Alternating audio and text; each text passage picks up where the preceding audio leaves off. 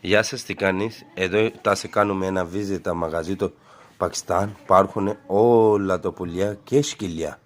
Να δείτε πιο ωραίο παπαγαλάκια. Δεν υπάρχουν πουθενά, ούτε Ισπανία, ούτε. Εδώ έχουμε το μαγαζί το Καρατσίνι που φαίνεται όλα τα πουλιά που πουλάνε. Και πήραμε ένα το κουκουβάια που φαίνεται το χέρια μου. Αν θέλει να αγοράζετε καμία γατάκια, αν αγοράζετε κάτι τεραστέρι, κάτι παπαγάλο, είναι πιο ευθύνο μαγαζιά που υπάρχουν πολύ καλά πράγματα.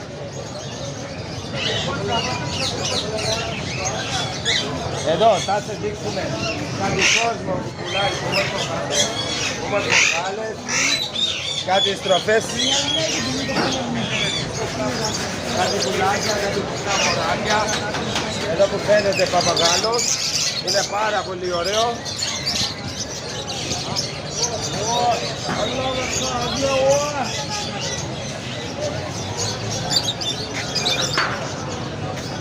Εδώ το στρόφι που μαγαζί που πουλάνε τα πουλάκια είναι πάρα πολύ δούδια και στροφές. Κάτι γατάκια άσο, κάτι κλουβί. Αν περάσετε είναι πάρα πολύ ωραίο. Είναι κάτι παπαγάλο, κάτι πουλάκια που φαίνεται από ξένα πράγματα. Είναι το κουνέλια, μωρά κουνέλια που χρώματα άσπρη με ποντική.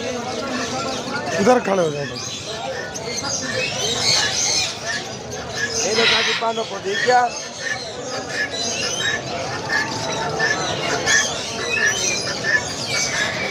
Να το δείξουμε εδώ κάτι σκυλιά. Αυτό είναι το Τούρκο σκυλί, αυτό είναι το German Shepherd, μαύρο Shepherd που βλέπετε.